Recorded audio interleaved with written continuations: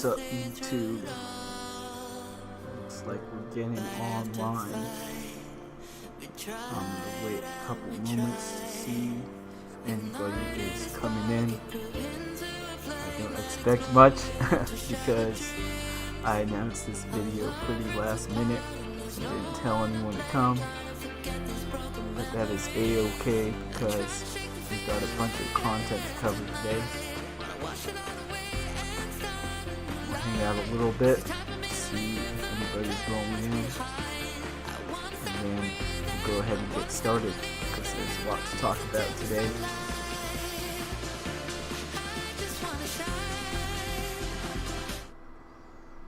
Let's see, I'll write this on stream. So I'm trying something. Last stream, one thing I talked about was stream design. So what is the format or schedule of one of these streams? So of course we could say that there's something like a topic. So for this one would be what I called it, not random. So we could have some like catchy title or something, and then could have a series of kind of intro material. So this could be continuing or wrapping up, continuing or addressing comments from previous stream, or maybe addressing some story in the news or thing that lots of people are talking about. Then we have like the main content or something. So this would be something that follows from the topic. So usually when I make a stream, I'll have at least like one or two things that I consider kind of important or noteworthy to say. Like I won't make a stream like I don't say, oh, I'm gonna do a stream every day at 4 p.m. no matter what. I don't take that approach. I'm not saying it's good or bad or whatever. I'll make a stream whenever there's at least some point that I would like to make. And so what I call like main content here, it'll usually be like I'll think of something, maybe I'll want to write a blog on it, and then I'll think about it, and I might decide, oh, rather than having a blog on this, it would be better to just do a stream on this or to talk about this. Reasons being, for instance, if there was things I had to verbally say so it wouldn't work as well in writing, that'd be one reason. If there was something I had to show, so for example, I have to pull up something on the web browser, maybe if it had to do with current events or something, like, hypothetically, if the powers that be, our government launched like a extraterrestrial event or something, I'd probably want to actually pull up the clip and talk about what they're saying. So that would be like something that one might do on stream, as opposed to just writing a blog or something. Anyway, so the main content, that'll be something that I have prepared, that I've been thinking about for some time. So the intro material, we could say like this stuff is more reactive as opposed to proactive. Let's do some fancy features. We'll do like a programming nerd style comment, and I'm gonna flip out and use some colors, something that follows with the topic. Let's see, alright, prepared beforehand, often something I've thought about for a while.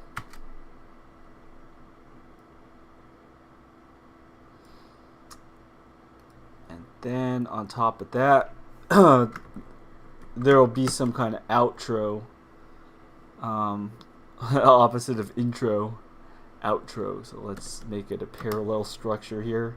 Let's be artistic. I wrote intro material, so I'll write outro material. And usually this would be usually something I don't plan at all, but will follow from what viewers have to say, or from what looking at something I haven't looked at before shows. So I think then that this outro sort of stuff, and this is one of the reasons why it's fun, it's cool to do the live stream, because I don't know what the outro is going to be.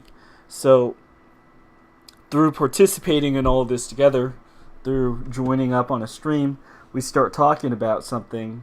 It's like having 2 or more people come together and talk, try to find out truth, seek to do something together. Then we could say, okay, let's get some spicy quotes. The whole is not the sum of the parts. And by this I mean we don't plan or know everything in advance. This is part of why a live stream is fun. When different people come together and share. Well, I won't say share, let's just say mutually come together and participate in some activity. We get new, maybe results, fruits of this interaction that would be impossible to achieve alone. So that's to say, if you are doing something by yourself, one of the advantages of that is you could really hone onto it and do an excellent job at what you're doing and really refine what you're doing. However, the scale or the creative aspect of what you're doing is limited a bit, because it's you. You're the only person that you could see right there in front of you. But if there's other people involved, then suddenly it's like each person has a unique contribution to make. So that's one cool thing I like about streaming, and purposefully built into the design of how I'm trying to work on and do these streams is so that there is that extra space available, so that it's not just like, oh yeah, here's Alan ranting or lecturing on some subject. It's like these streams are kind of thinking aloud in a way, where I feel that by actually having something that you're making, so making a stream or making a video, you're being quote unquote creative, because you're actually doing some creating in the process. But through doing that creative action and then inviting other people in to join, then you're able to build something together that no fake and gray artificial intelligence or anything could ever make. Because the whole is not the sum of the parts. We are not just rehashing and smashing text together. We are living beings. Hecka says, hello agent. Hello fellow agent. We're going to be talking about agents today. So this will be fun. Alright, cool. Okay, so let's get started. I'll start going through. So the intro material, what I'm trying to do with this stream is take actually links or things that people have sent to me during the week, and then I'll talk about them. So this is also another, and I could write this down. So this is one of my strategies for intentionally using the internet. So if I'm not just randomly browsing, but instead people send links or they send things, I'm asking, what is this link for? Okay, so let's write this. If someone sends a link or shares some information, ask, what is this for? Is this useful for me in any way? And this is an activity that any of you all could do. Another way I would phrase this in another video is, could you justify this as a business expense? So obviously, like, let's say your job's a plumber, and then you're watching a video that's helping you solve a plumbing problem. This is some advanced English, these L's and these R's. A plumbing problem. Okay, if you're watching a video to help you solve a plumbing problem and you work for a plumbing company, then obviously you could justify that time spent because you're getting some information or seeing how something is done that could help you for your job. Now, so that's like a very clear-cut example of how, like, no boss in their right mind would say, like, oh no, like, don't read the manual for the tool that you're using so that you could use it correctly. Like, just do it whatever. Like, no one's going to say that, because if you want to do a good job, then you want to use whatever tool or things are at your disposal. Anyways, so that being said, we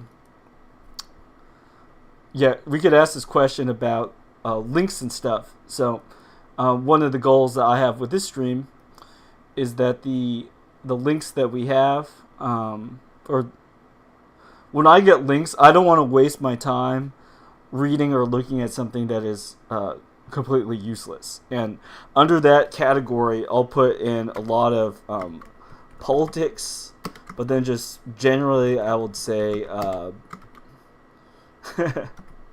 controlled dialectics. So we can talk more about what controlled dialectics mean if somebody wants to, but you could think of that as kind of like, let's make an analogy. We'll call it intellectual sports ball. So under this sort of category of stuff I don't even care to see or look at would be like, let's say you're arguing or you're having opinions about something that you yourself could do nothing about.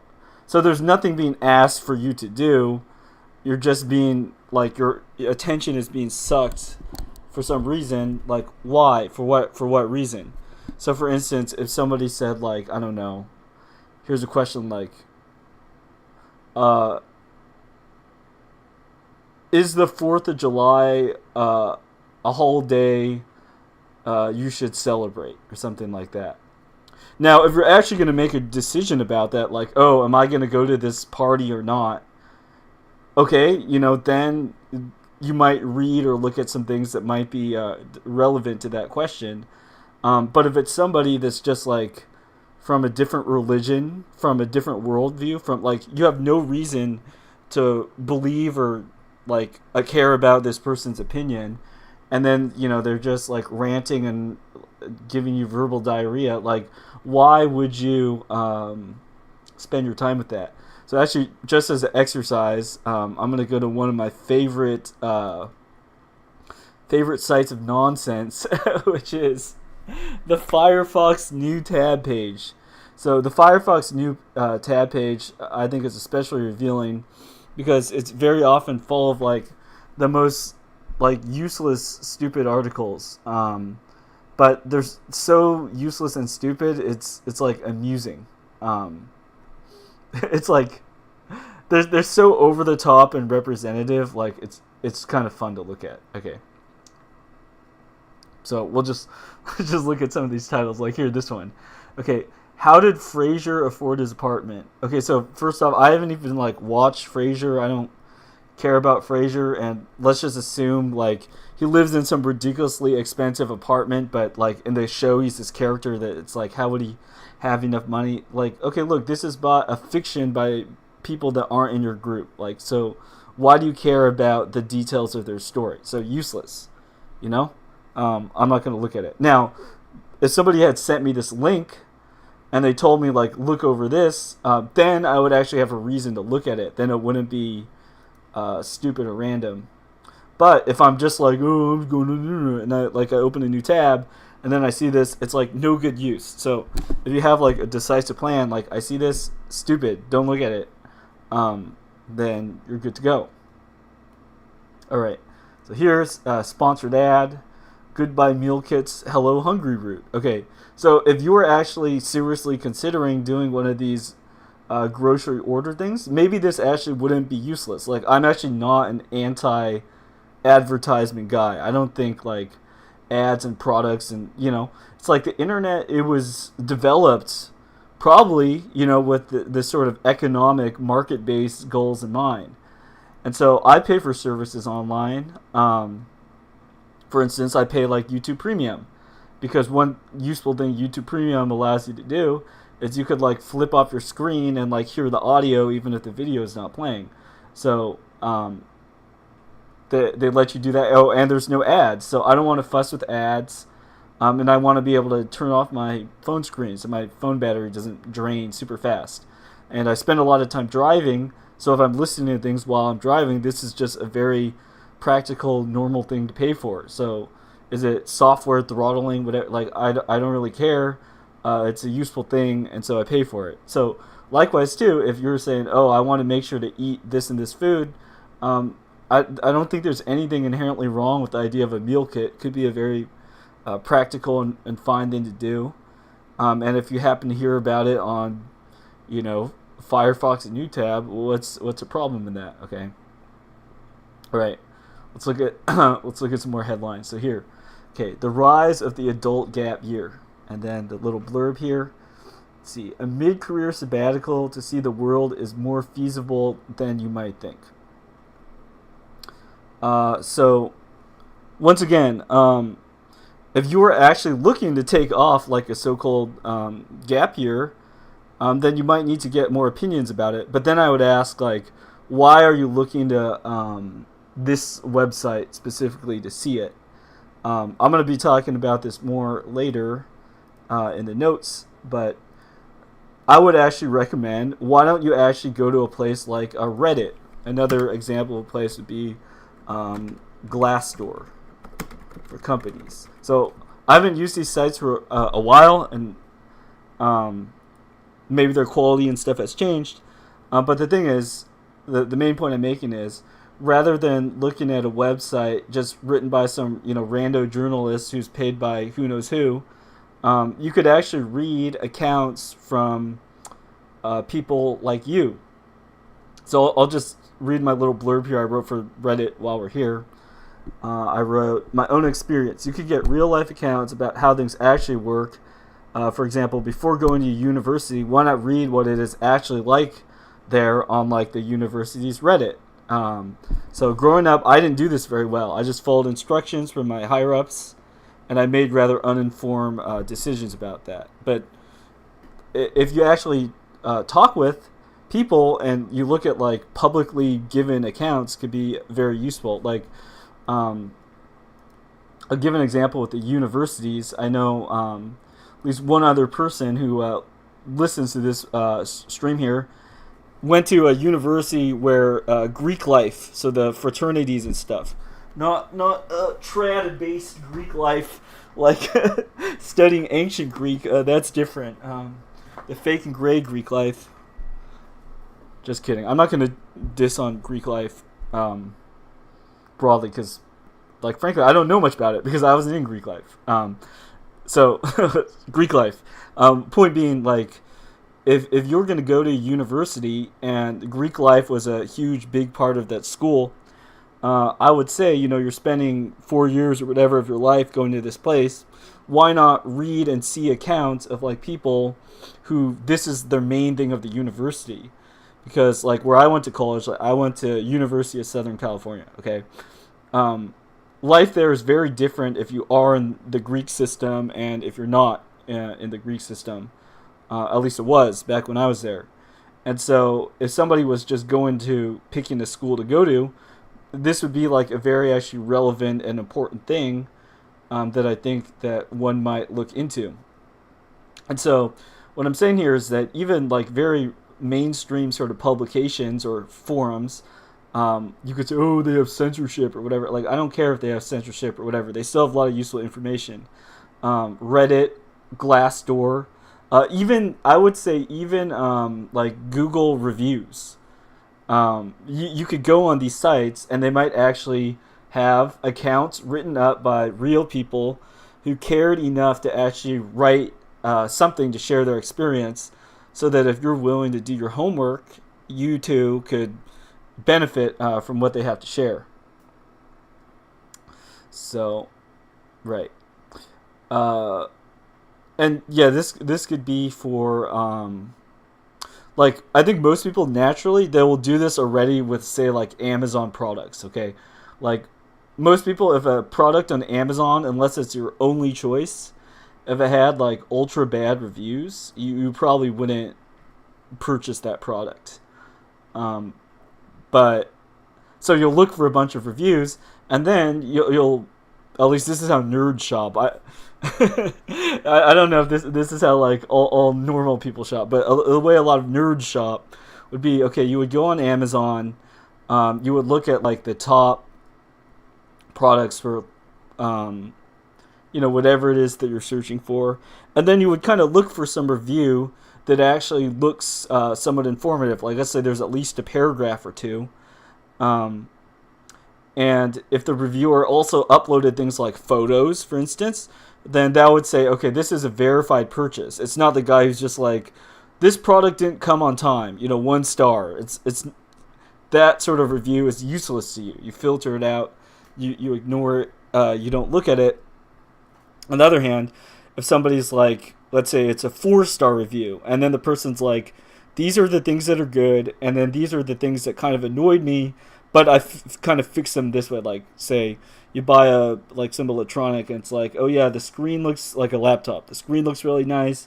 The keyboard looks nice. The battery sucks, but actually it's compatible with this other battery you could buy separately.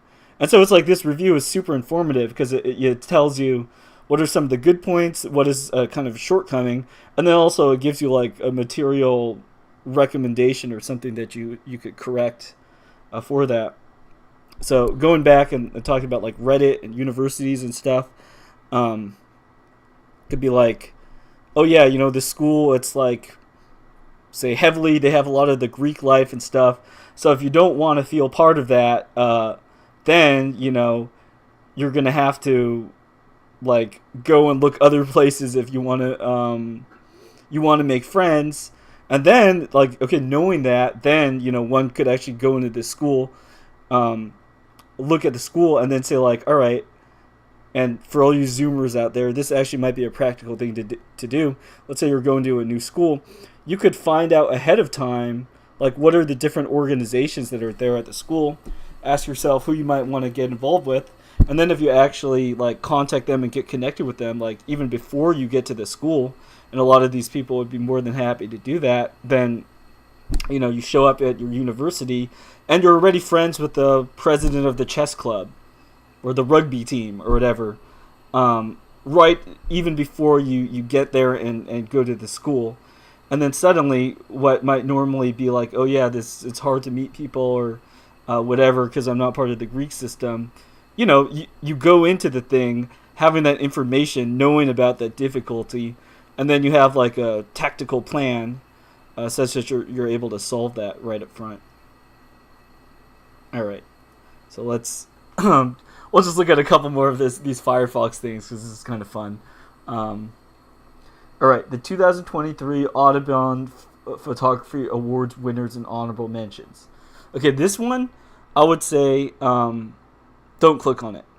So why would somebody click on this? So if you're like a professional photographer and you're saying like, oh, I want to know like what the best photographs are or something, all right, then you're seriously studying like a craft. Don't go by whim and just click on stuff on the interwebs.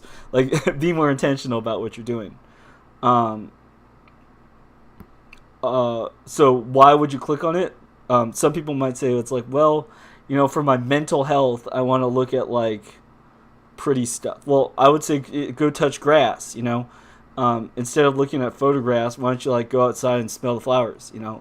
Not that there's anything inherently wrong with the photographs or looking at the photographs, but this window into it, this way by which you're going on the photograph, is kind of saying like, oh, I'm just being, and you probably aren't consciously thinking like this, but this might be like the mental process I might go through if I get like baited into clicking something.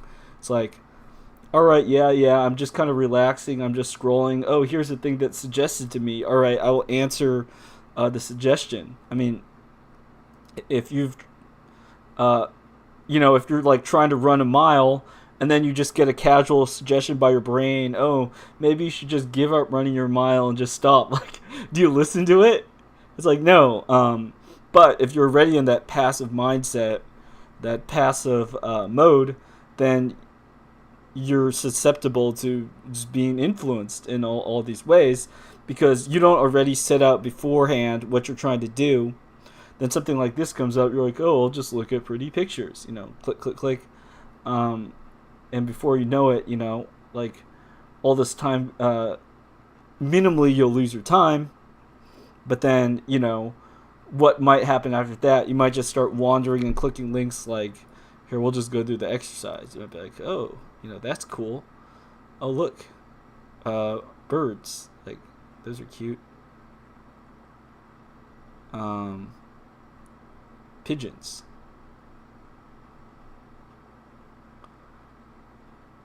And so, okay, like, let me give you an example. Like, I'm not going to read this, but, like, if you actually went through and read this, that takes actually a lot of time and attention, especially if you're looking at this to slack off and you actually have other things to read.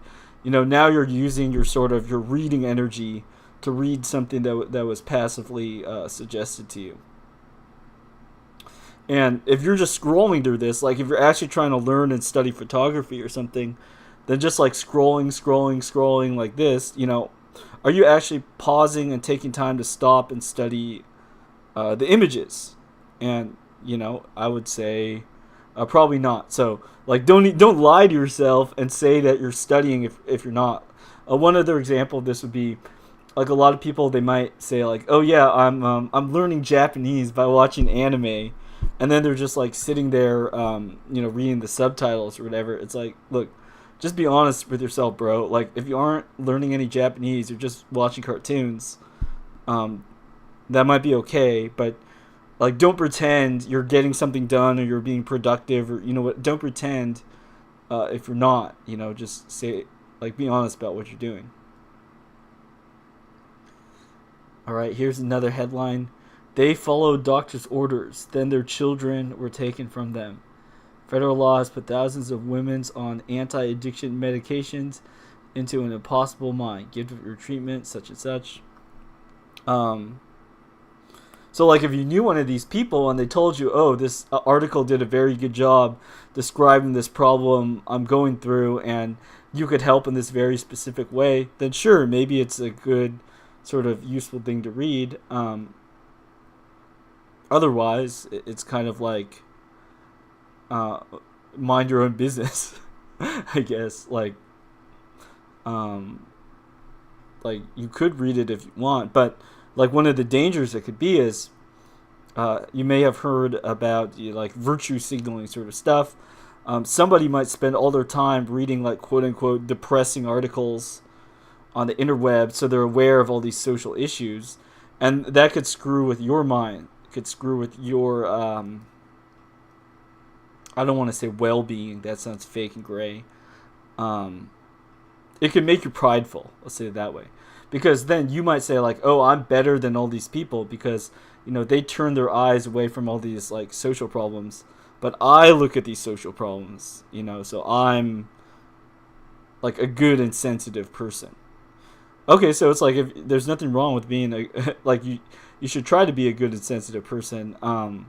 But if you're a good and sensitive person, it requires that you actually like do something.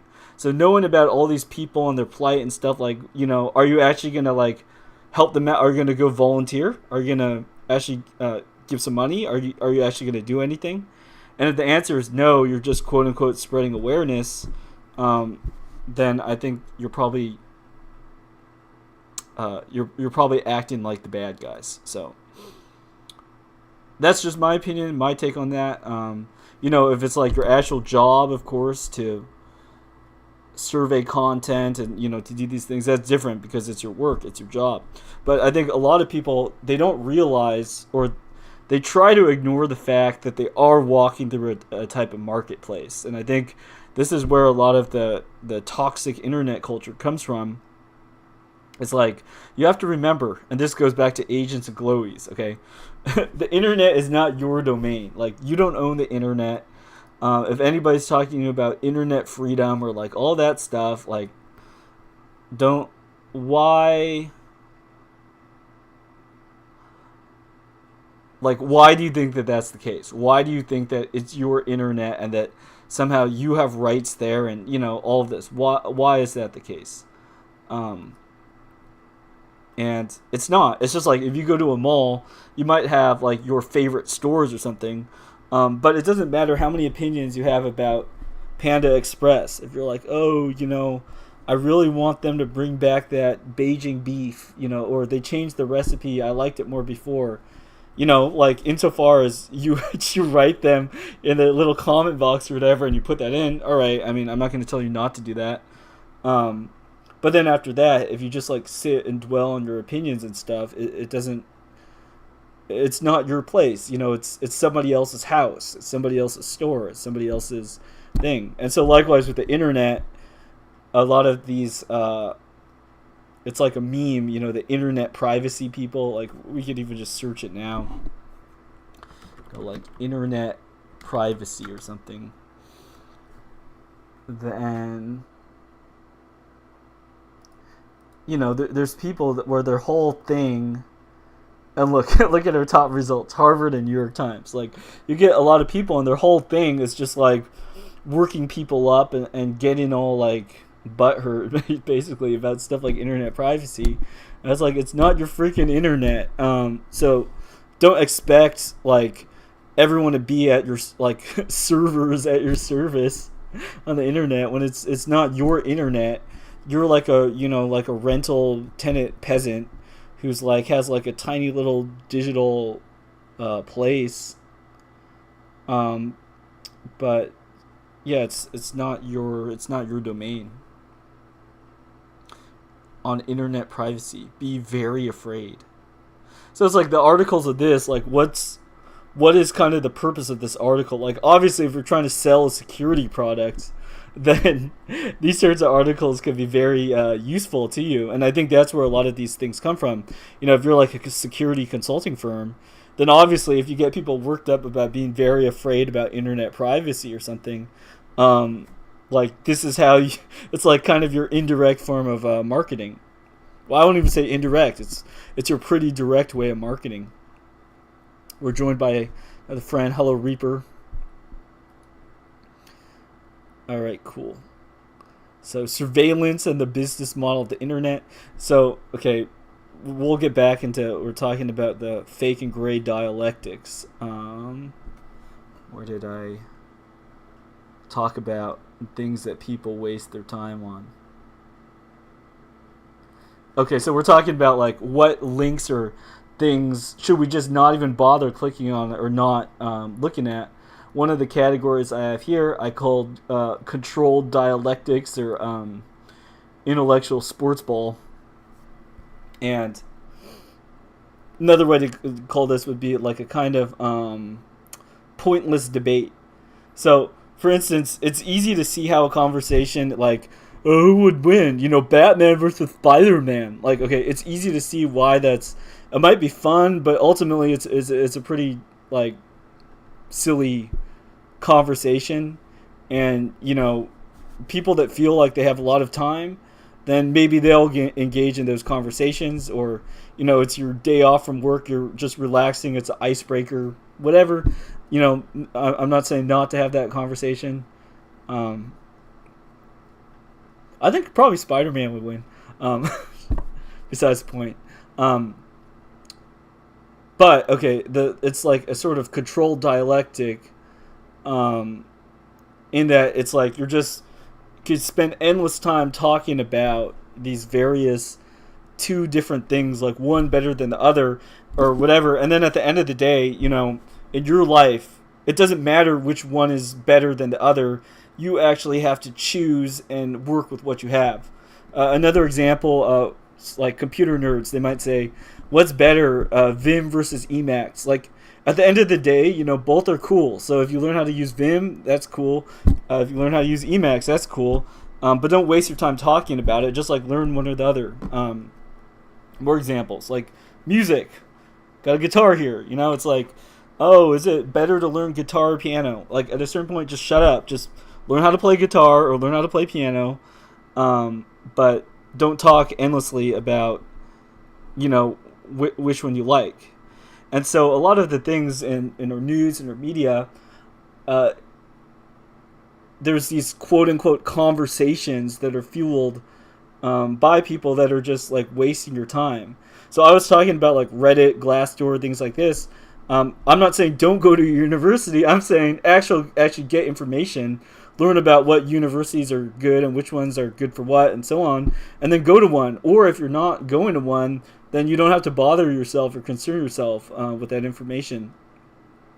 Same thing too. It's like whatever subject it is. Like, is it better to do calisthenics or do weights? Like, well, okay, it's better to do something than to do nothing. So if you can't think of anything to do, like what I've started to do now over the past month or so is like just shut up, run and do push-ups. Like, no debate, just run and do push-ups. And if there's maybe there's a more optimal way, whatever. Having the conversation killer and just doing stuff is better than wasting endless time having like pointless discussions. Now, going back to the internet and links, a lot of the internet really is based around driving people to have pointless discussions or rankings, like the so-called the listicle, the top 10 whatever for whatever, the top 10 whatever. Like, I'll give an example from like watching movies. What's the best movie for whatever? Okay, number one, the best movie would be the movie your friend recommends. Okay, then the next best movie would be, if you're serious about watching movies, you want to understand movies or pop culture, then just go for some lists and just watch the classic ones or the well-known ones, so that you know what people are talking about. But don't like be a nerd and like search for the best action movie or whatever. Like, just find the information you need and then like do the thing, and then that's that. You don't have to have a conversation about it. All right, we got a couple comments. Okay, Hecka says, Reaper, they're making jokes about Vim or Emacs, which is better. And then we have Visual Studio and Ultra Edit Pro, the fifth, as examples of cool software. We're joined by another friend. Hi, George.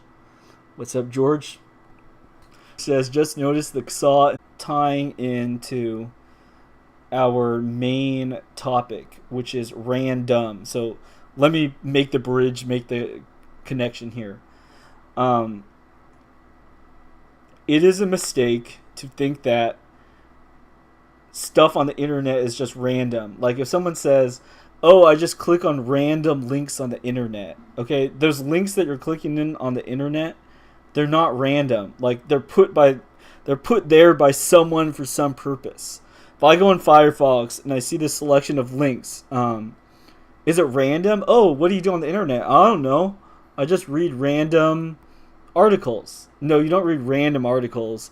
You read particular articles suggested by particular people or parties or programs. We don't even know if they're, who exactly is setting them up at this point. But crucially, it's not random. There's no such, random is a lie. There's no such thing as random. Like, everything has the potential to have meaning. So you could avoid meaning and like purposely choose like silliness or idolatry or do whatever you want. But that doesn't negate meaning. It just means that you're choosing to waste your time. So that'll be our tie into random. And even going on like links or Firefox or whatever, It's not random. All right, so I want to switch now to our notes. So one practical thing that I continue to do and talk about is language learning. So a friend of mine who's a successful heritage speaker of Chinese. So he grew up speaking some Chinese, and now he pretty fluently, as far as I could tell, uses it, and is developing his literacy skills. This friend, he sent me this article. So it has a pretty clickbaity title. Let me flip to the web view. Learn any language effortlessly with this lazy method. But being someone that's interested in this question of generally how do people learn, especially I think foreign languages is a nice kind of test case example because it's a pretty inexpensive thing, and it's also something I've had experience with various approaches. If someone I know that I think they actually know what they're talking about, they send me this type of stuff, I'll tend to take a look because I'm interested in what people are saying. Anyways, despite the kind of clickbaity title of this video, I think it actually did a pretty good job at giving just useful tips. So here it says like no studying, no really. So I'll just give away and give kind of a summary of this video and the various things this person did. Basically the idea was don't you actually have to use the language that they're using. So even if you're starting like slowly and using very simple things, for instance, like let's say you study Japanese and you only know greetings, but every day you use those greetings, well soon enough you're going to become very good at using those greetings. So you didn't study grammar or whatever explicitly, you just started, oh no, at least there's one thing well, and then you take that and you run with that, you go with that little one thing you know. Then before you know it, you get good at that, you're comfortable with that, you can move on and do the next thing well. So in my notes I had some practical ideas, and some of these ideas I think were shared in this video. So one of them was use websites, apps, services, etc. in your target language. So like I did this at one point. I've had my phone in Korean, I had my phone in Spanish, I've had my phone in Chinese. I just changed my Discord, my soy cord, into the Russian language. And then just by doing that, by forcing yourself to use those interface, the software in a particular language, before you know it, you become very familiar and you learn new words. But where this falls a line with what the video was saying, that the quote unquote the no studying, is that there's stuff that you have to do anyways. Like if you work a job, you're a normal person, you aren't like this is the only thing you do. You got stuff to do in your day. So if you could incorporate like the language you're learning into what you have to do anyways, then there's no sacrifice in the sense that it's not like you have to quit your job and go to Mexico for 2 weeks to go to Spanish boot camp. Even in your life, right where you are, you could begin to learn Spanish. I'll give another example, like practical would be I've learned a bunch of like Spanish words just from whenever I have to go to Home Depot or Lowe's or some hardware store. They'll just have all the translations for everything in Spanish. So if you have the idea in your head like, oh, I'll just learn the Spanish names of stuff I have to get anyways, then you walk through Home Depot, you're literally like walking through a picture dictionary, only not for nerds, just for normal working people.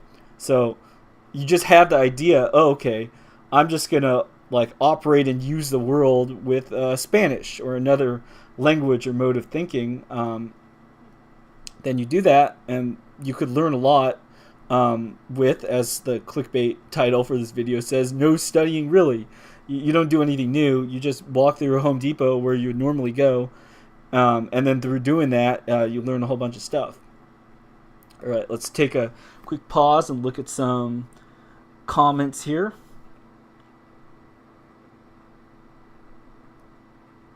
Oh, Hecka says Alan said something he shouldn't have said.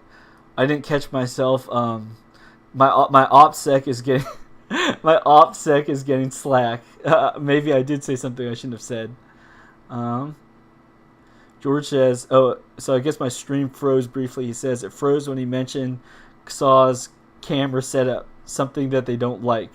Why don't they like Saw's camera setup? Or like, what would be wrong with having a view of your keyboard? I guess it's like flaunting, like, oh, you want a keylogger? Well, here, you could just log all my keys via video. So it is kind of dabbing on the security industry in a way, I suppose. All right, cool. So then some other examples here I had in this thing here. All right, so incorporate foreign language learning into what you do anyways. And then another example I gave here, it's like count push-ups in your target language. So instead of just going, oh, 1, 2, you go 1, 2, 3, 4, 5, 6, 7, 8, whatever language you're studying. That was Chinese, but you could choose whatever target language you're doing, and something that you're doing anyways. If you could incorporate the language you're doing with what it is, let's say you cook Chinese food. Well, you could just learn the Chinese terms for all the ingredients that you're using, and then when you go to the Chinese supermarket, and then you ask, and you could ask and pronounce the Chinese words correctly, even if you don't like say the full sentence in Mandarin or whatever. Then if you're a white guy, then they'll think you're the smartest guy on the planet because you said the names of some vegetables in Chinese. That's just how the world works. You're an automatic genius if you're a white guy and you know even a couple words in Chinese. So that's cool. Right. Okay, and then so my final note here, 2 more notes. So I said, don't rely on getting others involved. Find people who speak your native languages by default. So that's like one way of saying when you change the settings on your computer or whatever, you don't have to ask anybody to do any extra work because it's just software. Or like you pick up a book, you don't have to do, like it's just picking up a book in Chinese is the same as picking up a book in Russian or English or whatever. There's no extra thing. You want to resist anything that any kind of process that might give somebody else some other resistance. I wrote here, okay, so studying languages is walking the extra mile rather than you asking the other person to put in the extra effort for you. So, like one challenge, like I had studying foreign language, is I found it's like, oh, it just seems like other people aren't helping me very much. Well, obviously, other people aren't going to help you very much if life is already hard enough.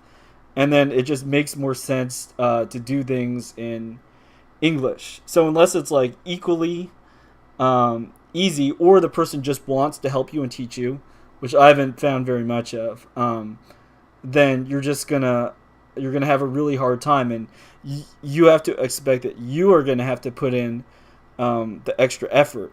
Now, what's tough about that is you have to be at a certain level of good proficiency before a lot of people will even help you in this way. So if you go up to like a Mexican restaurant and then you order in Spanish and your Spanish is actually quite good, they will happily just start talking with you in Spanish. But if your Spanish is like labored and not so hot, you're not going to get much help because you're asking like someone's grandma to have like meta-linguistic awareness and deal with, like, no one has any time for that. Same thing with like Chinese or whatever. Like they're not going to be able to like write out words for you in standardized pinyin or whatever. Like they just know how to talk their native language and they'll talk with you in that language if it's easier for them to express their meaning in that language than it is for them to do it in English. But you have to be the person that walks the extra mile and do your homework and do what you have to do such that you're meeting them where they are instead of expecting or hoping that people will kind of like help initiate you, because it's kind of the other way around. It's you extending your hand out and making the cultural bridge, not the other way around. Unless you're a pretty girl, then everybody wants to help you, right? Okay. Yeah, and so my final note here, you have to be like a military person in a good way. So discipline yourself, don't be prideful and overestimate yourself, fulfill your duties. In time, you'll grow stronger. So volunteer to take on extra work and hold other people's burdens. So that is be the bridge that can navigate communication or language difficulties. So there's note too about like carrying other people's burdens. It's just like if you're going on a hiking trip and let's say you're a more experienced hiking person or mountaineer, whatever, than the other people in your group, you could literally make their experience easier and more enjoyable by helping to hold some of the heavy stuff. So you're trying to get some friends into camping or whatever, you know, they're kind of new to it, they're ex-soy boys, whatever.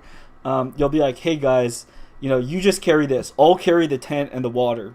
And then it's like by you putting in that extra work and helping facilitate people, not only do you get a better like workout, whatever, you become stronger by being able to put in that extra work. So in the same way with like foreign language type stuff, if you think about it that way, like if I put in the extra work, if I contribute and do this thing, don't think about how others serve you. Think about how you could serve others. If you do that thing, then not only do you grow stronger and stronger through it all, then chances are, because you made it easier and more enjoyable for other people, then likewise, you know, they're going to invite you or want to do the thing again. On the other hand, if you're just like, you know, I want to go camping with my friends, and then you're hanging out with the soy boys, and then you ask the soy boys to like just carry and do everything, they'll just be like, oh yeah, the mountains were beautiful, but that was too hard. And because no one helped or facilitated the process, unless they have a natural drive or interest in what they're doing, then, you know, chances are they're probably not going to make it out again, at least with you. All right, cool. Let's see, got a couple of comments. Let's take a look. So Hecka says, request, can you start posting your notes on your GitHub or your site after each stream? Yeah, that's an interesting question. Like, here's one of the hard things about the internet. It's like, I'm asking the question, like, actually, where would a good place to post them be? Maybe, like, just plain HTML on a website might be good. So I'll definitely consider posting the notes or, you know, doing some summary. But I'm also, like, plotting and scheming. Like, if I did want to grow my Substack or whatever, and I could just, like, find a way to, like, put the notes there or route traffic somewhere. So I gotta plot and scheme and think of the best way to do this. But I'm not opposed to just the general idea of posting my notes. People would find that useful. All right, cool. So that does it talking about this one video, this language studying video. Another interesting video that was sent to me by, I think Hecka posted it here in the chat. But usually my source for obscure YouTube channels is actually George here in the chat. He has a talent for finding, you know, little known, under 10K view type of interesting people on YouTube that no one really knows about. But now George has some competition with Agent Hecka here. Anyways, so this guy, I think he's a pretty young guy. Like he's like 20 years old or something. But I thought what was interesting about this person's channel is that he is kind of like a classic vlogger in a good way. So I wrote, what's cool about this guy is that he does stuff and shares what he's doing. And then I added to that, you could really learn a lot scientifically through channels like this. Insofar as people truthfully report what they're doing and you have you in good faith study their experiences, you could gain valuable information. So it's a little bit of what I'm trying to do here on this channel. It's like what I was like even talking about, what is the format I do with these streams and why. I do that because I'm just like being transparent about the, you know, the thought process or the decisions I make, such that, you know, if there was anybody that wanted to, they thought I did a good job at something or they wanted to learn about it, I mean, it's just, it's spelled out and it's right there for anybody that would want to learn. Anyways, so I think this guy, he's similar in that way, in that, you know, like this video is titled "Disappear for a Year," and then he's just talking about like how he has this desire to like go quote unquote monk mode for a year, just like disappear and just really discipline himself and like work on himself. But this guy had some other interesting topics. all sorts of stuff. Could go to his video. So among other things, like he's talked about his experience growing up, maybe people that used to like bully him. How did he overcome difficulties in his life? He's a big gym bro, so talks about like motivation versus, I think one of his, I just saw him today, so I haven't watched all his stuff, but he was talking about like motivation versus emotion, discipline. So a lot of kind of like he's a self-consciously interested in this sort of self-help topic. But instead of reading like a polished, best-selling book or something on self-help, channels like this could be interesting, and that you could actually see like a person's progress in many months or even years. Who knows how long this guy will be doing these videos, and it's like through doing that, they will tell you like this worked, this didn't work. I was trying this approach. I just did it this way, and so on and so forth. So just from a purely just, you could say it's a very rich data source. And then anthropologically too, or sociologically too, it's interesting too to see how, like in some ways this guy has kind of, you basically say like normie takes on stuff. Like I think he's going to, it's like a university and stuff. He's going to a university and he goes to the gym and stuff a lot. So in many ways he's just like a conventional, normal guy in terms of like certain stuff that he's doing. But then on the other hand, there's something very cool about this guy. It's like he seems very serious about what he's doing. And then also by making and revealing stuff publicly on YouTube and talking about stuff, he gives you a peek into like he just says what he's doing. Like he's a young guy who wants to be ambitious and have the most out of his life, and he realizes that in certain ways there's no shortcuts to do that. You just have to put in the hard work and learn from what you're doing. So I subscribe to this guy. Maybe he'll like and comment on my video. I don't know, maybe we'll become friends, but I just thought it's cool to just find like, somebody who seems like an actual real person on the internet. It's always a gem to find like some kind of small weirdo channel. And we'll of course let's give her a shout out to our friend Xali, because we continue to be friends here with the legendary internet living meme Xali. I met a lot of you all here that see this channel through the work of Xali, and he kind of falls under the same category as like a guy who just does what he does, and then he shares about it on the internet. And I think there's like some things that are very admirable about continuing to do what you do and share what you know, even if you aren't getting compensated very well for it or anything. There's a kind of genius to it. So shout out to Xali, and always thanks to Xali for letting me use and interact with his social medias and stuff, because he has been a great help in many ways to me. So good to see Xali. All right, and then this Victor channel.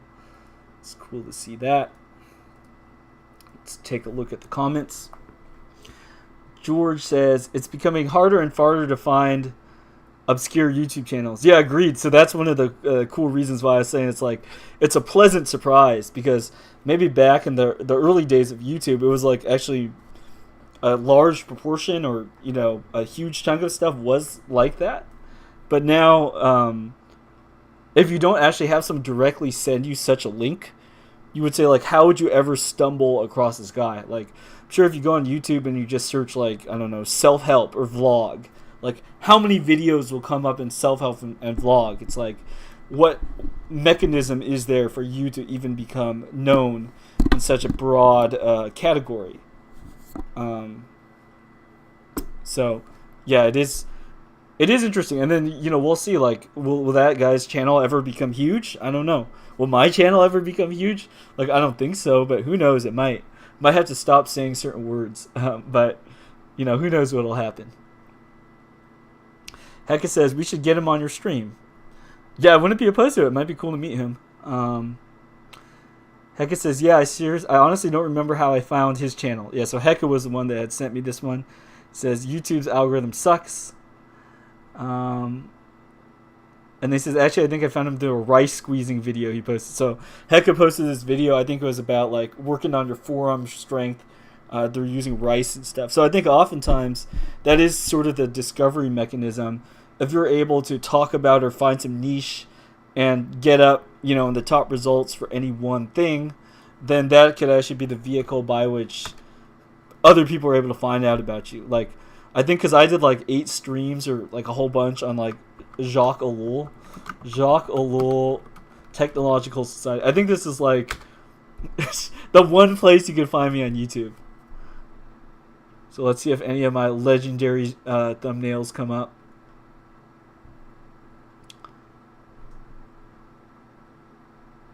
Not even. No, I'm like, if I'm buried past page 1, why would oh,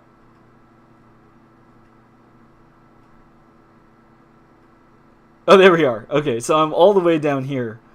With some videos. So there I am with my cool thumbnail. So I'm counting on my clickbait to be the means. Like, why would you choose my video versus these videos? It's like because of my sick thumbnails. That would be the reason why. Probably. I would get someone started. Anyways, so interesting YouTube meta commentary. George says, listening to Alan while I go on a walk to McDonald's. Maka donarudo desu ne. Alright. Oh shoot, I accidentally closed my Firefox. Oh, I wasn't showing my info view while I was scrolling through YouTube, searching for my own stream to see where it came up with Jacques. Well, anyways, you will get the point, so we will continue. Alright, cool. So yeah, so I was just showing here on YouTube how, my stream, you have to scroll quite a bit before you get to my stream. But then once you do get to my stream, I have the superior thumbnails. And so that is what would have somebody click on my stream and watch my videos versus someone else's. Alright. So I'll flip back to my notes here. Cool. So yeah, anyways, as intro material, stuff like that. If you all send me links or there's anything that you think is worth talking about, do send it to me, and I'll try to open up or do like a review or something on the stream here. And then also too, like, I think one thing that where this could be cool is it could be a way, by which other people discover other stuff. So for example, maybe because I post this video, then that Victor guy, he might get more subscribers.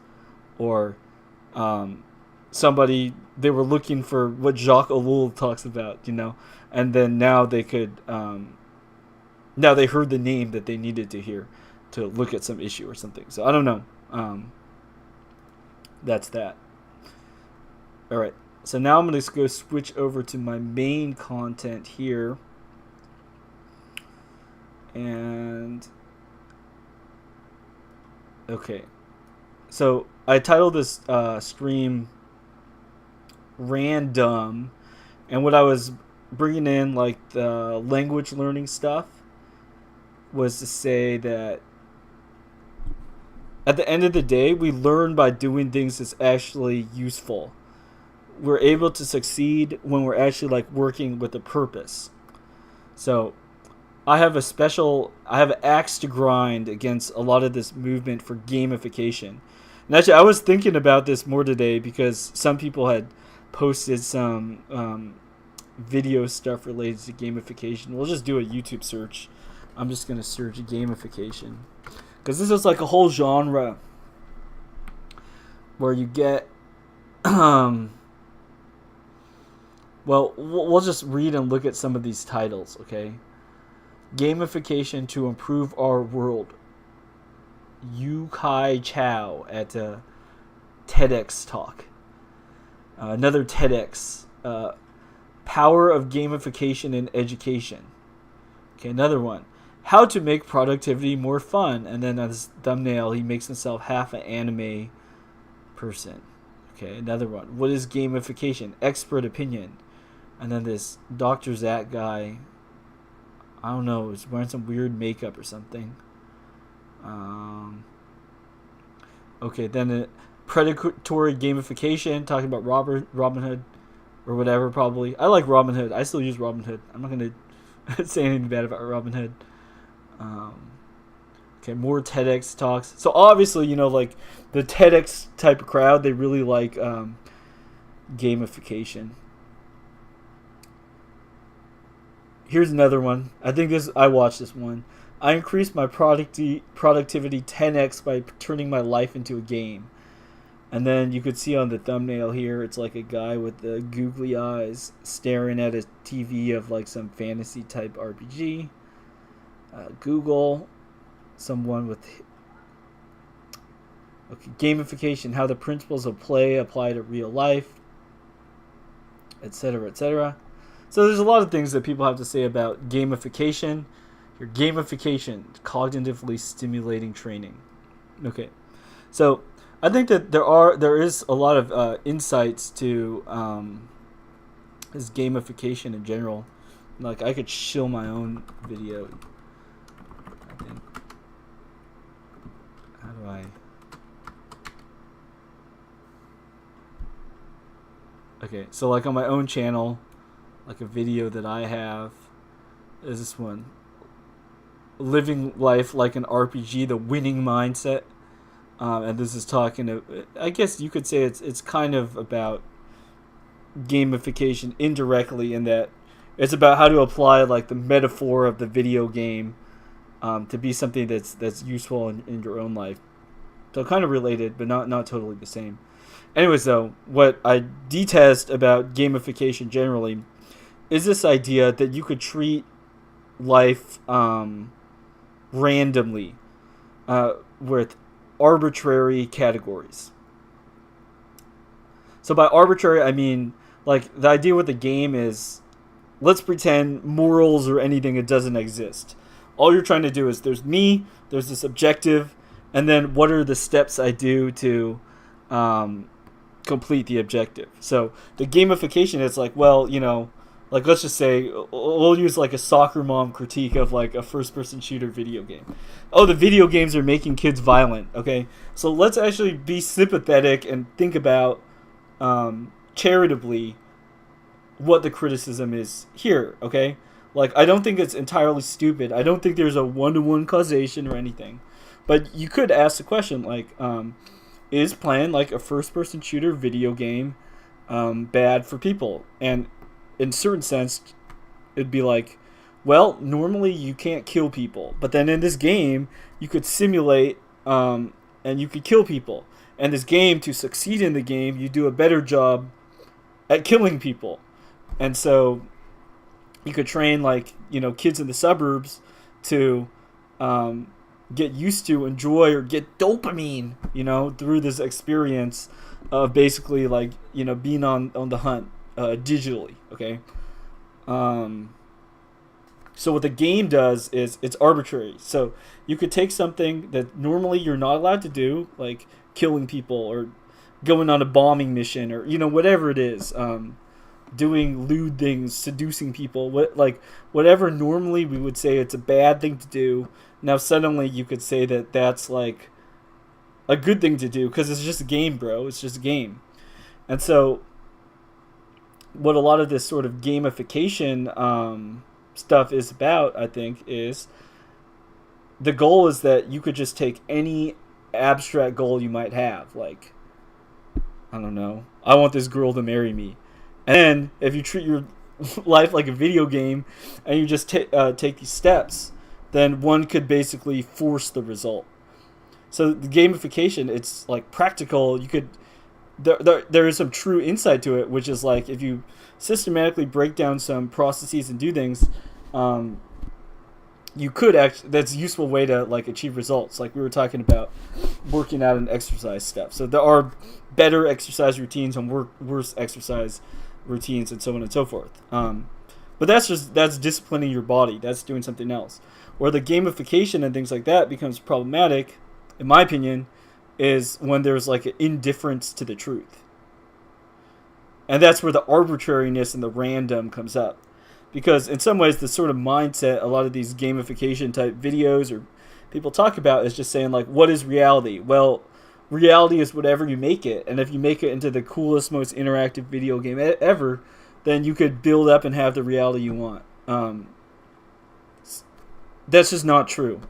There's tons of stuff about reality you cannot choose, and a lot of things that are out of your control.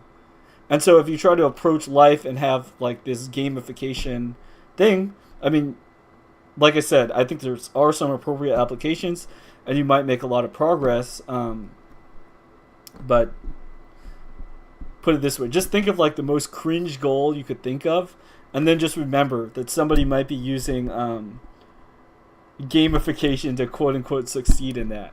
Like, you know, okay, June's over. Like, let's say if you would like to change your gender, okay, you could gamify changing your gender, okay, and you could accomplish all these objectives, like, oh, get cheekbone ratio to this, you know, get hair that looks like this, get this that looks like this, and you could spend tons of money and time and effort and play your life like a video game. But no matter how hard you try, there's certain things that are just fundamental that you can't really change. So the gamification approach, it's associated with that phenomenon that I'm indirectly naming, and that it's this idea that you could basically force any result that you want. Now I think there are some things that you could force, and if you work hard, you could accomplish them. Like, for instance, you know, if you're just say like normal fitness or whatever, you know, you could make yourself be able to run faster.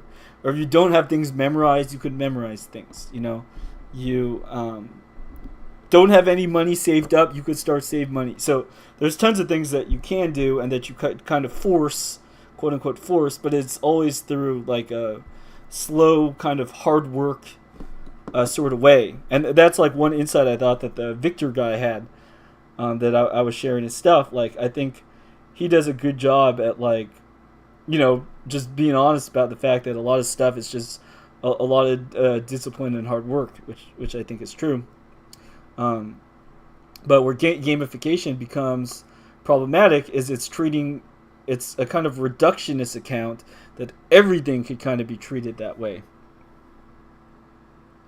So one thing that's common with a lot of these gamification videos or essays or whatever, I'm sure if I search like Medium or Substack, there's probably like tons of stuff on gamification.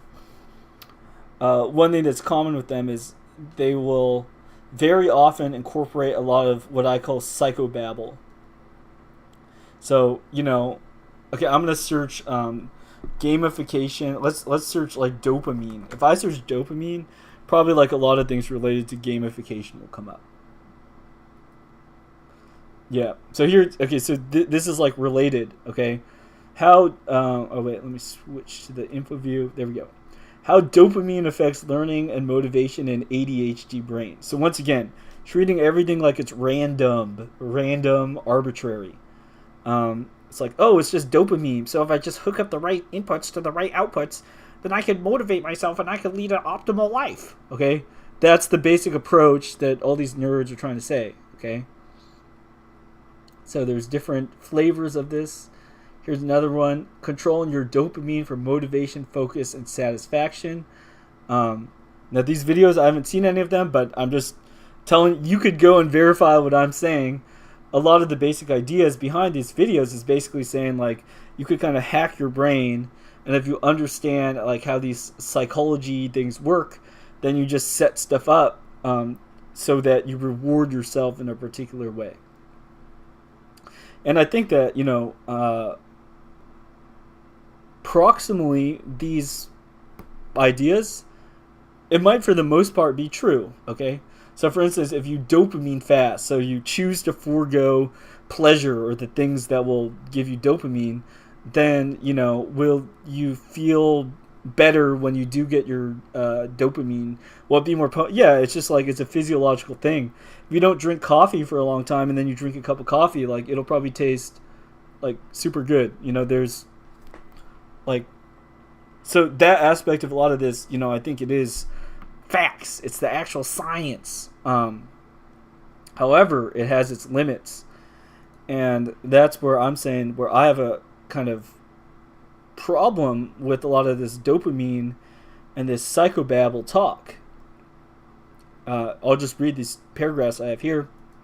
So I wrote, much of gamification is predicated on the assumption that the world is chaotic and random, so we try to hack our brains to make inherently meaningless things somehow feel meaningful.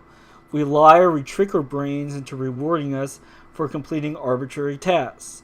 Better than that is and then I'm saying, this is my take, better than that is to just do stuff that is meaningful. So, and then I add another note, something done in obedience can be meaningful, even if it doesn't quote unquote get anything done in the world. Because by practicing obedience, you can cultivate virtue and purify yourself.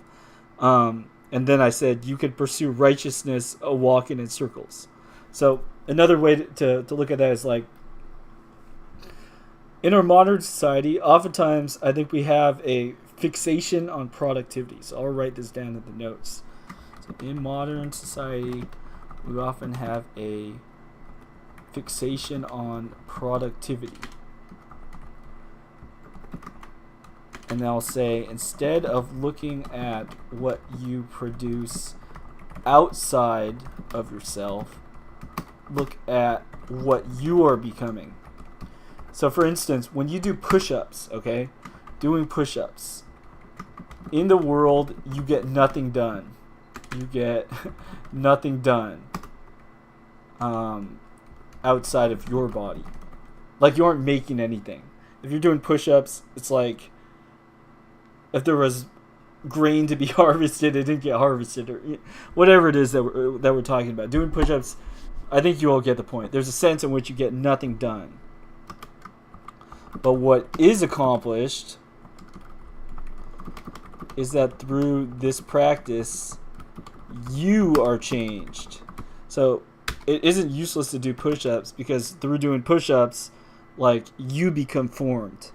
In the same way, like, let's just give another example, like military training. You aren't actually fighting or quote-unquote doing anything. However, this training is necessary to form you into a person that can be useful for the military. So, yeah, it could just be like in the military, they ask you to like run around a mountain. Okay, you might not actually do anything, but through running around the mountain doing what you're told, you form yourself. Like, you're formed through the experiences that you have, and the product is that you yourself change. You become better through doing that. So, how does that relate to the gamification and the dopamine stuff? I think oftentimes the gamification and the dopamine stuff, there's this like fixation on external stuff. It's not about how you as a person change. It's being a nerd and just being focused on the external results, whether it's like in a company, oh yeah, how do we trick our company people into producing the most widgets? Okay, on a certain level, how many widgets you could produce, productivity, not saying that that's not important, but when that becomes the focus, instead of asking that question, like if you're a company boss, why not ask the question like, how do I make this work environment it's like a good place to properly form productive members of our society that could provide for their families and contribute to one another's lives and offer a good and useful service. Like, this is all super it's like normie white-pilled point that I'm making, but that's part of the reason why I have this like tirade against the gamification, which is, once again, it's these nerds that come over and they're trying to like somehow hack or improve what is the sort of normal, conventional, slow, tried and true wisdom, and then they're trying to like say this like new, enticing way. They're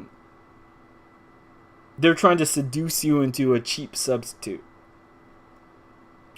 Whereas ultimately, why is work satisfying? It's not because you're productive. It's not necessarily the external results, but it's because by doing certain work, by doing certain things, you yourself are changed through the work. And it's like,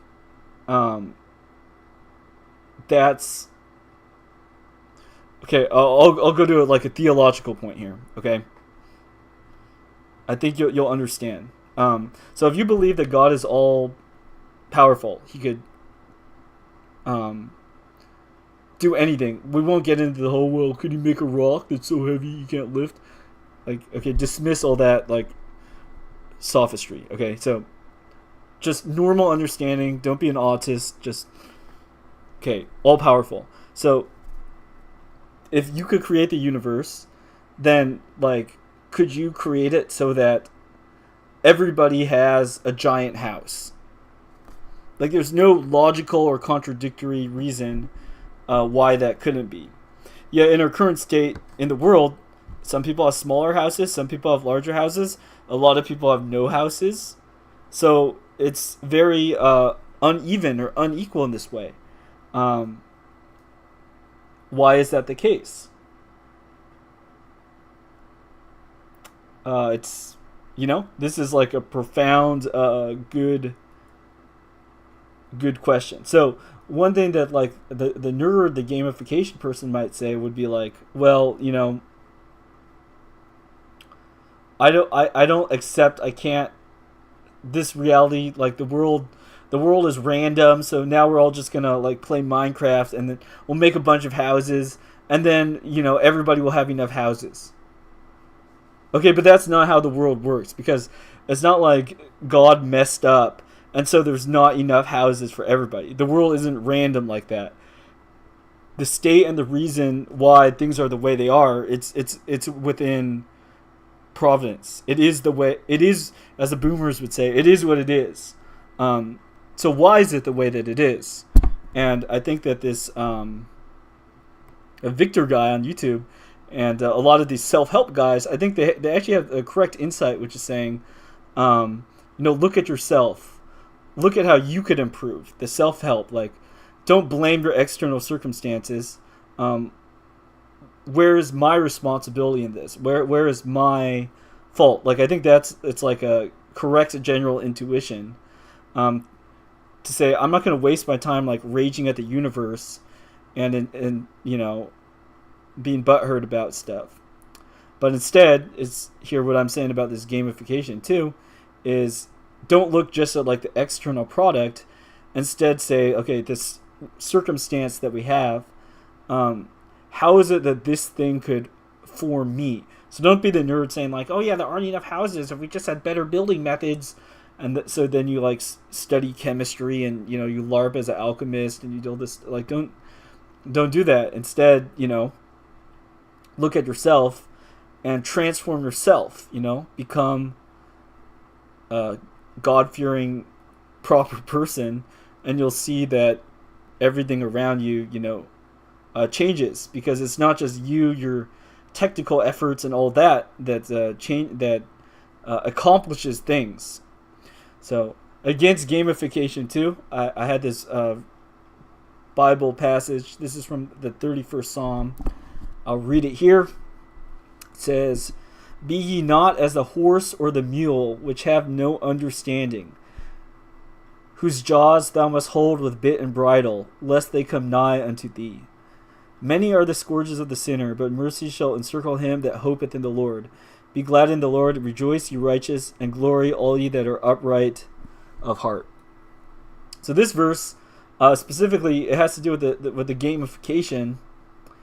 In that, okay, if you're into gamification and all that, you're like wishing you were the horse. You're like a brony, dude. You wish you were a pony. Okay, you would like to be not as a horse or the mule, which have no understandings, whose jaws thou must hold with bit and bridle, lest they come nigh unto thee. So what's a game? The game will have like these rules. So you just want a digital bit and bridle. If you're too into this gamification stuff, it's saying like, can I have this like digital bit and bridle? And then like I just slave away as a horse without understanding. And then like I'm optimal. It's like, yeah, well, okay, a horse might be optimal at running, but we don't look at horses for advice, unless maybe you're a Democrat. Making a kind of indirect joke there. Yeah, so that's to say, the gamification, the random point that I'm really nailing in here is that these approaches, and just in general, I would say quote unquote secular psychology generally, what they're trying to do is like provide a framework of like how the body and the mind works, and then they're trying to pretend that it's arbitrary, it's random. It doesn't matter what you're trying to do. It doesn't matter what your intentions are. They're just trying to understand it all from a reductionist kind of physical standpoint. So I think I wrote the word somewhere here, but I'll just write it again. Reductionist. So, all right, gamification relies on reductionist, maybe materialistic presuppositions. So it's just like a computer, a computer. You wouldn't say the computer is like inherently has doesn't do moral actions. It just executes arbitrary programs. A computer follows instructions. It's like the horse with the bridle. It doesn't understand what it's doing. It just very effectively executes programs. So insofar as you view humans like computers that are like software programs, kind of like how Gil Bates wants to give everybody the jibby jabs to manage us with his biosecurity software updates. Insofar as that assumption, I think is wrong. That's not how things work. That's not true. But the trick is with the gamification stuff is the establishment is trying to get people to have this assumption that the world does work in that way, that you're just like a computer, that you could work and optimize your efficiency, and that you could hack yourself to basically feel good by accomplishing tasks or whatever. And obviously, if they succeed at this, if you're talking about if gamification is bad, like why would anybody want that? Is it hard to think of reasons why you would want gamification to succeed if let's say you're a power hungry person? So what does a power hungry person want? A power hungry person wants to control and manage what other people do, okay? So if you just set up the whole of society as a game and then everybody has to play the game by your rules, that's what gamification is. So a power-hungry person wants all of society to be gamified to treat people like horses with no understanding, right? So gamification, that's what it is. Let's just say you aren't even power-hungry directly like that. Let's just say you want more money. Well, if you're a manager and you could set up your job and your employees' jobs as a gamification, so that they're basically addicted to their jobs. Let's say you're the sales manager, and then all your employees think that selling stuff is like an addicting video game. Then you're gonna love that because they're gonna make a whole bunch of sales and you're gonna get a bunch of money. It doesn't matter if you're selling crack to the kids. Doesn't matter what you're selling. They're getting the sales number up. They're winning. They found a hack. They found an exploit. And so gamification, once again, what is it? It's treating the universe as random, and then it's treating people like here, the horse or the mule, which have no understandings, whose jaws thou must hold with bit and bridle, lest they come nigh unto thee. So the gamification, it's making people into horses. Let's let's have a moment here. Let's look at screenshots from like Disney's Pinocchio. Let's channel some Jordan Peterson here, okay? Disney Pinocchio. Oh, 1940. It's a while back. And let's look at the oh, this is actually super relevant. Okay, here. So let's just show that we've reached self-awareness. So I was ranting at the beginning of the stream how one of the cool things about the outro material is usually it's something I don't plan at all, but will follow from what viewers have to say or for what I'm looking at. Something. I probably screwed up my grammar here.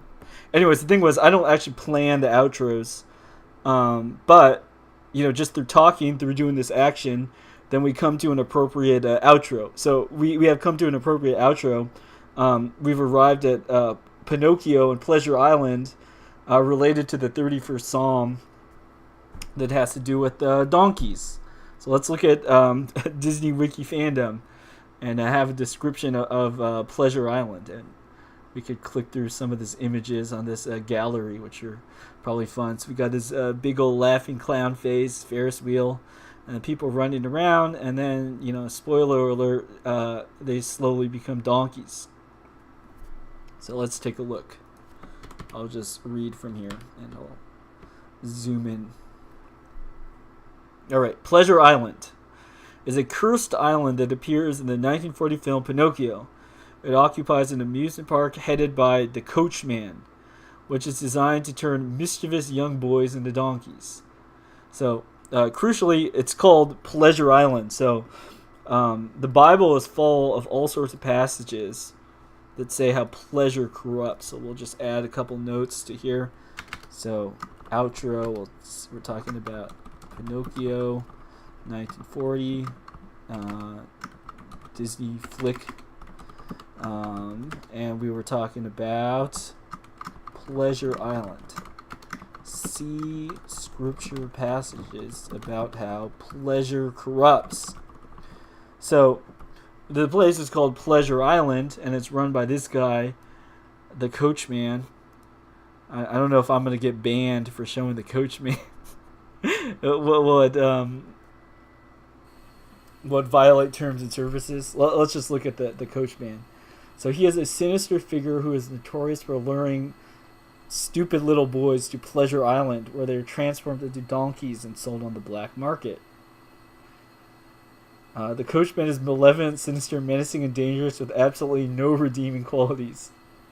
He is rather infamous for his wicked actions, greed, and his pleasure in destroying children's lives. However, he could be considered to be somewhat moralistic in his own dark and twisted way, as he teaches the boys he takes from the towns he visits a pricey lesson for prolonged misbehavior. He does not appear to be a kidnapper nor force the boys to accompany him to Pleasure Island, and instead prefers to entice them. So once again, enticing pleasures, the corruption. Instead prefers to entice them to go there on their own accord, thus sealing their own fate. So in some ways, he leads and facilitates the process, but the people that end up going to Pleasure Island, they kind of choose their own fate. So we'll switch here back to the Pleasure Island. So right, Pleasure Island is an amusement park located on an island where it is accessed by ferry. According to the Coachman, it is specialized to serve stupid little boys who are disobedient and play hooky from school. It is implied to be illegal and extremely notorious, as hinted by J. Worthington Foulfellow.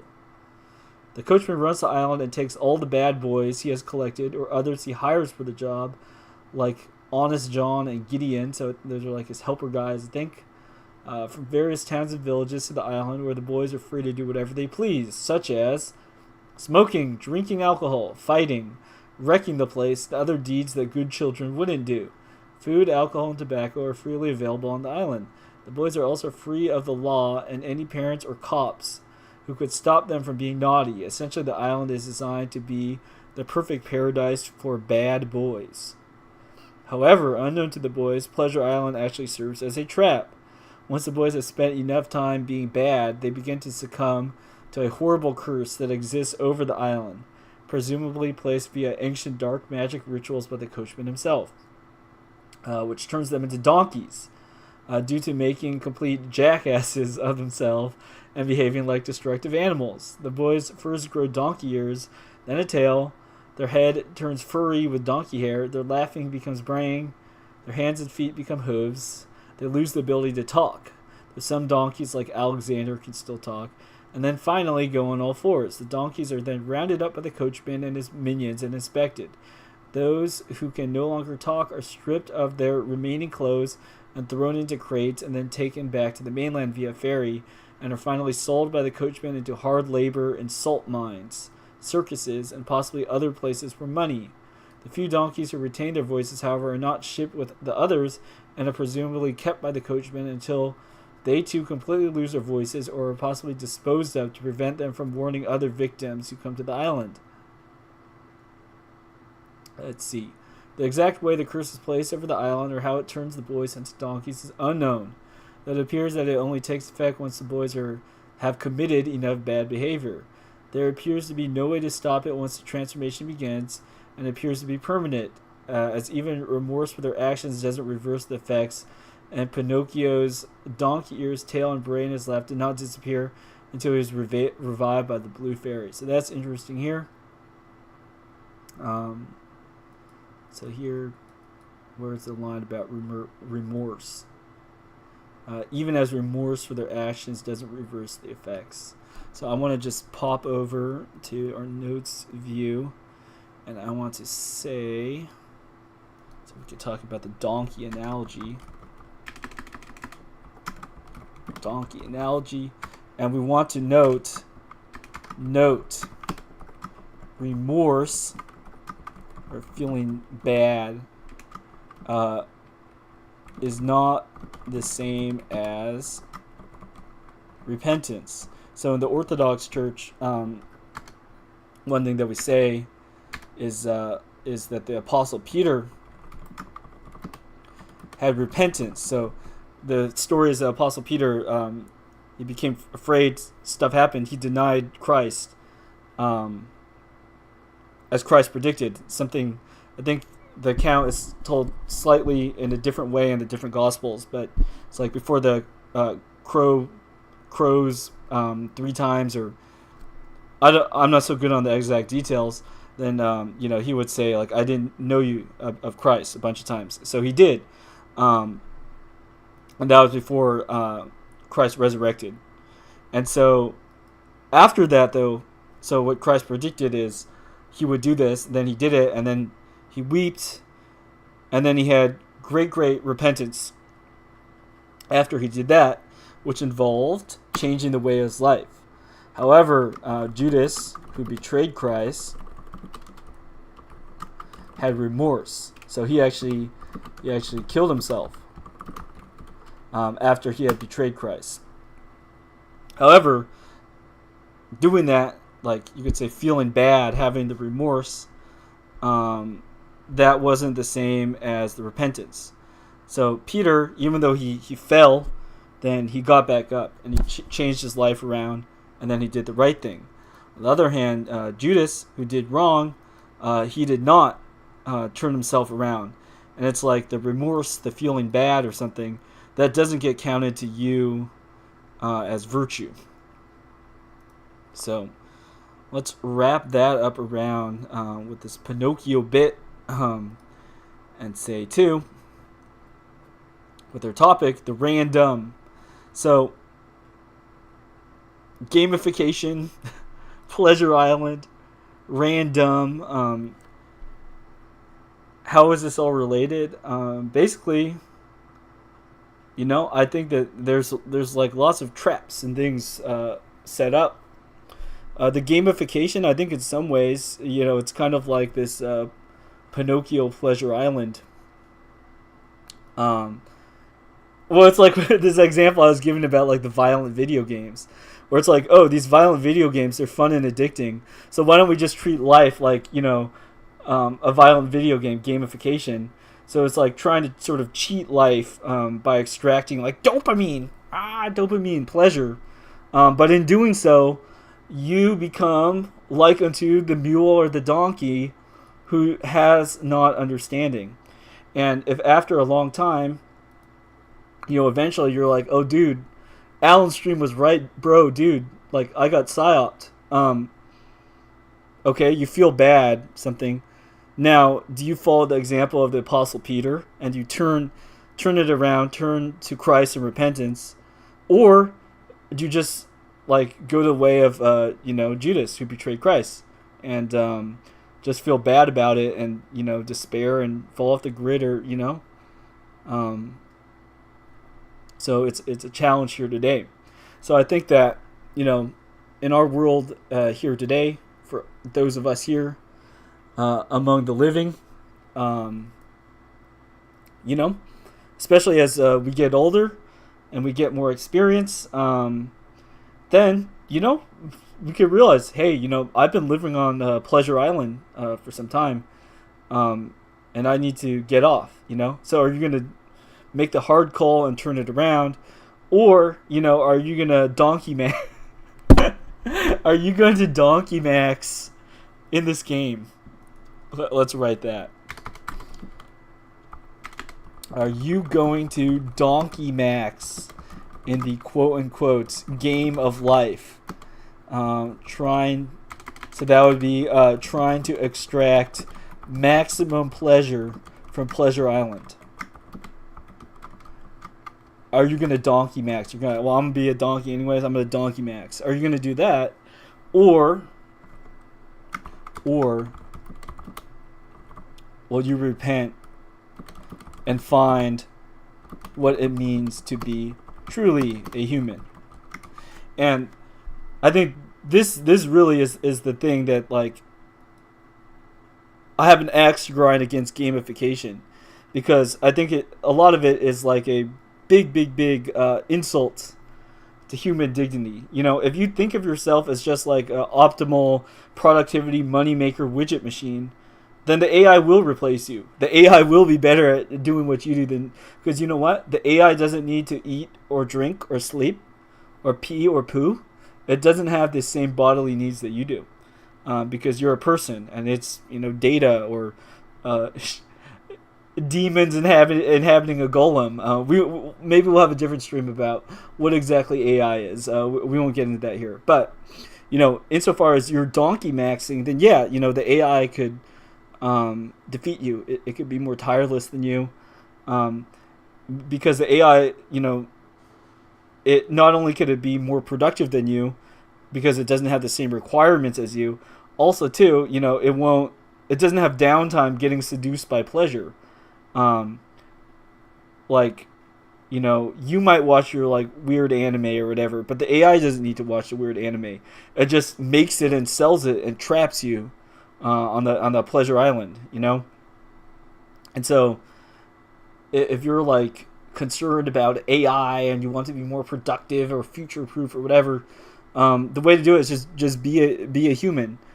Don't fall into the trap of the gamification, and don't be like the donkey. Reclaim your dignity as a human being. All right, we got a couple of funny comments. Hecka says you forgot to shill NordVPN during your stream. I'm not an official sponsor of NordVPN. Maybe I should become one. It seems that there's a lot of competition for these VPNs these days, though. Maybe I should get like Donkey VPN or something. Cool. And then George says Donkey Max. Okay, so we have a subtle pun. I'm gonna write that one down. That's pretty. See, this is why it's great to have you all here, because, like, I didn't even catch that one. Okay, Donkey Max. Donk. Alright, Donk Emax. On that note, I think we have to conclude the stream because I don't think I could trump that English. So, thank you all for joining the stream today. If you all have any links to share, comments, questions you would like me to cover, please do let me know. And I'll just wait a couple more moments to see if there's any last bits that are coming up. Otherwise, I think that it was a pretty good remark that we got from George for this stream. That will be pretty hard to beat. All right, cool. Well, thanks everybody for joining. And until next time, maybe I'll try to announce it earlier. But as I said, the process for these streams a lot of the times is the nature of how I go about writing and preparing for these is kind of spontaneous in of itself. So I can't always plan for them. But I do understand, if I give a bit more of advanced notice, then oftentimes it's easier to get more viewership and stuff. And as we had a great time finding this stream, when there's more of you and we have your comments and feedbacks, makes the stream much, much more richer. So thank you all. God bless. Have a good night, everyone.